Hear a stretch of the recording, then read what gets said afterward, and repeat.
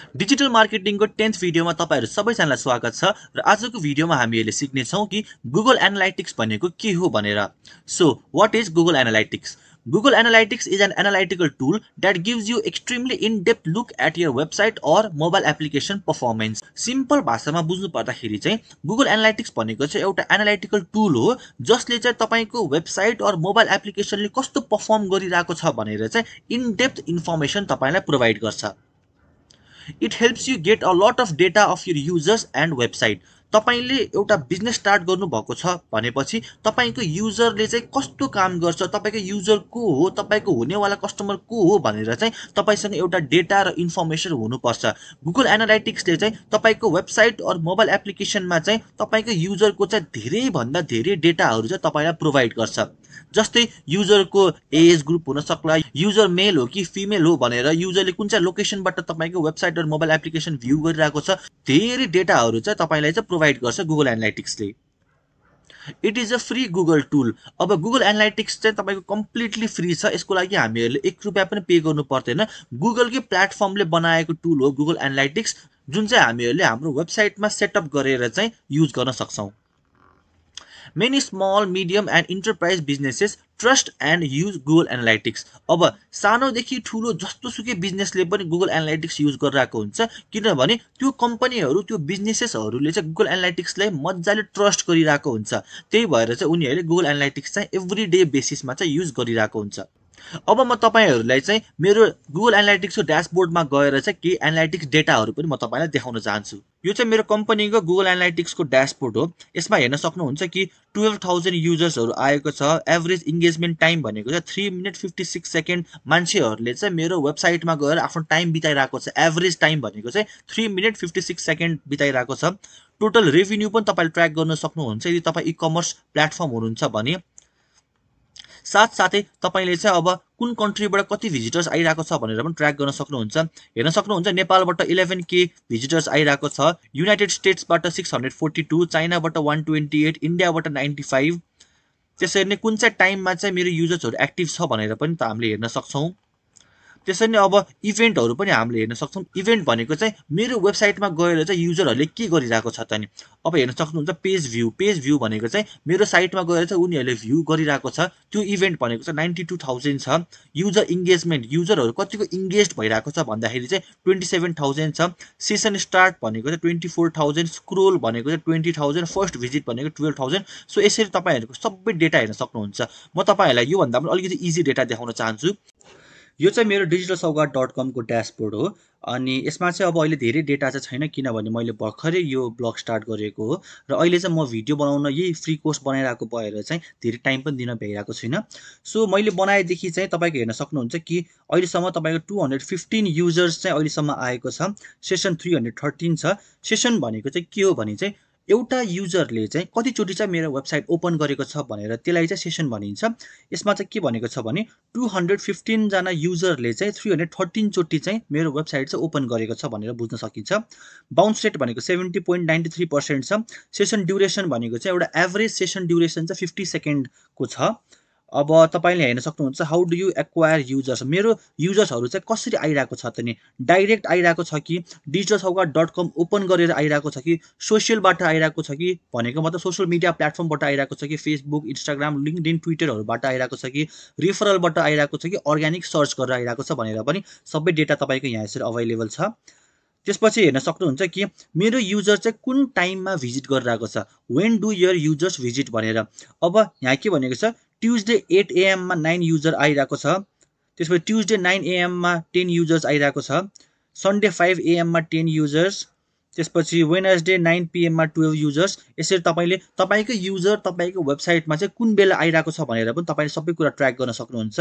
अनि युजर कुन कन्ट्रीबाट आइरहेको छ भनेर पनि हेर्न सक्छौं। नेपालबाट चाहिँ मेरो 52.4% युजर चाहिँ नेपालबाट आइरहेको छ। इन्डियाबाट 20.1% र युएसबाट चाहिँ 18.8% युजर्सहरु आइरहेको छ। अब यो डेटालाई चाहिँ मैले के गर्न सक्छु भने चाहिँ नेपालबाट बेसी युजर आइरहेको छ भनेपछि टार्गेट ऑडियन्स भनेको चाहिँ नेपालको मान्छेहरु हुने भयो। नेपालबाट चाहिँ मैले बेसी युजरहरु लिएर आउन चाहिँ ट्राई गर्नुपर्ने हुन्छ। अब अर्को कुरा भनेको चाहिँ यहाँ पनि हेर्न सक्छौँ कि कुन चाहिँ डिभाइसबाट चाहिँ हाम्रो युजर्सहरू आइरहेको छ, what are your top devices भनेर छ, जसमा डेस्कटपबाट 53.4% युजर आइरहेको छ, मोबाइलबाट 46.3% युजर र ट्याब्लेटबाट चाहिँ 0.3% युजर आइरहेको छ। अब अर्को कुरा भनेको चाहिँ what pages do your users visit भन्ने भनेको छ। अब हाम्रो वेबसाइटमा चाहिँ कति धेरै पेजेसहरू हुन सक्ला नि त, कति धेरै ब्लगको आर्टिकलहरू हुन सक्ला। अब युजर्सहरू चाहिँ कुन चाहिँ पेजमा कुन चाहिँ आर्टिकलमा चाहिँ बेसी आइरहेको छ, बेसी भ्यू गरिरहेको छ भनेर पनि हामीले त्यो एनालाइटिक्स पनि हेर्न सक्छौँ। सो यो एउटा स्ल्यास मात्र भनेको चाहिँ यो तपाईँको चाहिँ होम पेज भनेर मानिन्छ। तपाईँले पनि यसरी नै एनालाइटिक्स सेटअप गरिसकेपछि चाहिँ तपाईँको यो पेजमा यसरी स्ल्यासमा देखाएको छ भने चाहिँ यो चाहिँ तपाईँको होम पेज हो। होम पेजमा 186 युजर्स आइरहेको छ।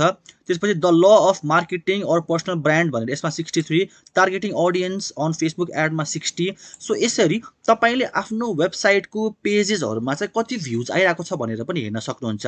फर इक्जाम्पल तपाईँले एउटा इ कमर्सको बिजनेस स्टार्ट गर्नुभएको छ, साइट बनाउनु भएको छ अरे, त्यसमा तपाईँको मल्टिपल प्रोडक्ट्सहरू छ।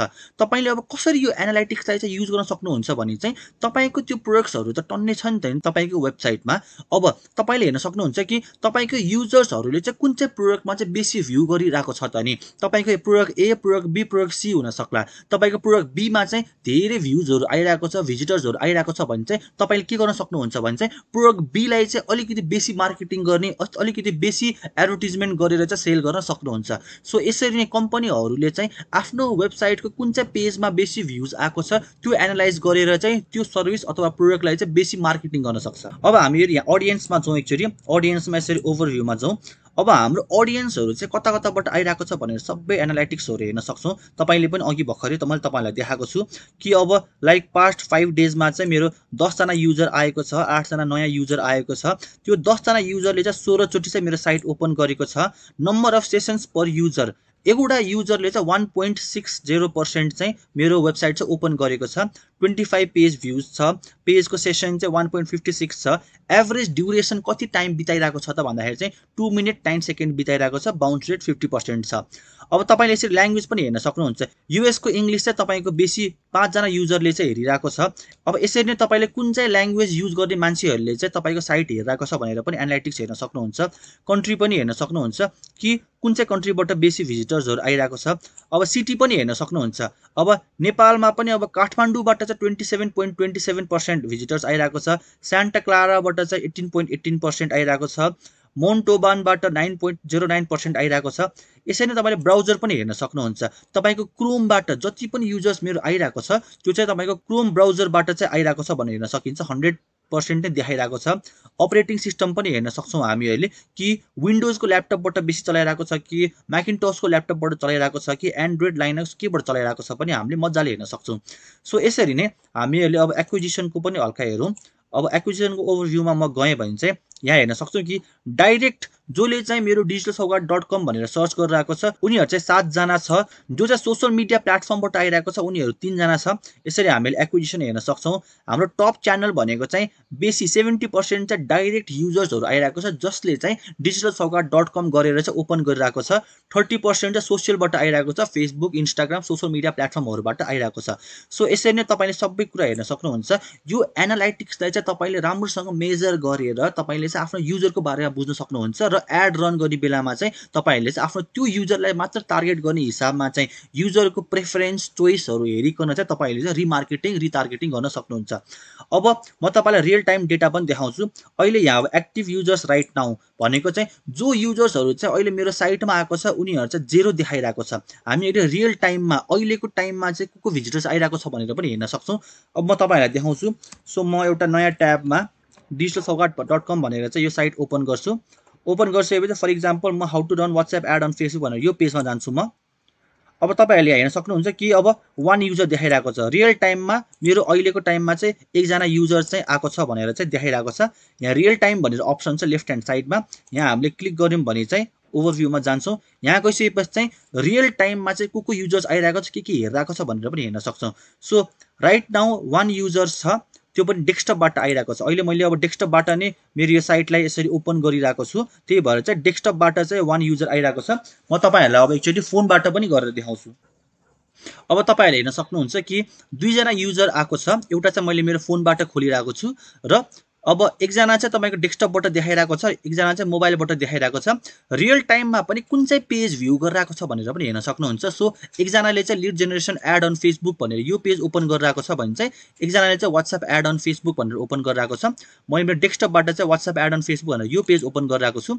सो म के गर्छु भने चाहिँ म पनि यो लिड जेनेरेसन अन फेसबुक भनेर यो पेज ओपन गर्छु। अब तपाईँले रियल टाइममा सबै डेटाहरू हेर्न सक्नुहुन्छ। गुगल एनालिटिक्सको पावर चाहिँ त्यति छ। अब तपाईँहरूले यहाँ बिस्तारै चेन्ज भएको हेर्न सक्नुहुन्छ कि lead generation ad on Facebook यो पेजमा चाहिँ अब मेरो दुईजना भिजिटर्स आइरहेको छ, एउटा डेस्कटपबाट र एकजना चाहिँ मोबाइलबाट दुईजना भिजिटर्स आइरहेको छ। सो यसरी नै तपाईँहरूले चाहिँ आफ्नो एनालाइटिक्स चाहिँ मजाले चेक गर्न सक्नुहुन्छ। अब मेरोमा 3 जना युजर्स पनि आएको छ। यो थर्ड चाहिँ को मलाई थाहा छैन, मैले चाहिँ ओपन गरेको होइन। अझै एकजना युजर चाहिँ यहाँ यसरी देखाइरहेको छ। सो राइट नाउ मेरोमा चाहिँ 3 जना युजर छ। एउटा म आफैले नै डेस्कटपबाट खोलेको हो, ल्यापटपबाट, एकजना मोबाइलबाट र एकजना को हो मलाई थाहा भएन। सो यसरी तपाईँले चाहिँ सबै डेटाहरू चाहिँ एनालाइटिक्सबाट चाहिँ मजाले ट्र्याक गर्न सक्नुहुन्छ। तपाईँको युजरको बिहेभियर हेर्न सक्नुहुन्छ।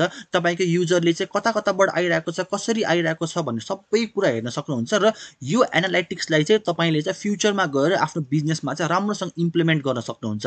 तपाईँले हेर्न सक्नुहुन्छ कि तपाईँको टार्गेट अडियन्स नेपालबाट चाहिँ धेरै युजर्सहरू आइरहेको छ। नेपालबाट पनि काठमाडौँ एरियाबाट धेरै युजर्स आएको छ भने तपाईँले अरू एरियामा किन टार्गेट गर्ने त? तपाईँले चाहिँ काठमाडौँ एरियामा त टार्गेट गर्नु पर्यो नि त, होइन? त्यसरी नै तपाईँको कुन चाहिँ पेजमा बेसी भिजिटर्स आएको छ, त्यो पेजमा जुन सर्भिस छ त्यसलाई चाहिँ बेसी प्रमोट गर्नु पर्यो। त्यसरी तपाईँहरूले चाहिँ एनालाइटिक्सको हेल्पबाट राम्रोसँग चाहिँ रिटार्गेटिङ र रिमार्केटिङ गर्न सक्नुहुन्छ। आई होप तपाईँहरूले गुगल एनालाइटिक्सको बारेमा केही नलेज पाउनु भयो होला। यो भिडियो पछि चाहिँ तपाईँहरूले एक्चुअली गुगलमा गएर गुगल एनालाइटिक्स भनेको के हो भनेर सर्च गर्नुहोस्, त्यसको बेनिफिट्सहरू के छ भनेर सर्च गर्नुहोस् र आफूले पनि हल्का नलेज चाहिँ गेन गर्नु होला। नेक्स्ट भिडियोमा चाहिँ तपाईँले जुन ब्लग वेबसाइट बनाउनु भएको छ त्यसमा चाहिँ हामीहरूले कसरी गुगल एनालाइटिक्सलाई सेटअप गर्न सक्छौँ र तपाईँले पनि मैले अघि भर्खर देखाएको डेटाहरू चाहिँ आफ्नो साइटमा कसरी हेर्न सक्नुहुन्छ भनेर म तपाईँलाई स्टेप बाई स्टेप देखाउने छु। So thank you so much for watching this video. See you on the next video.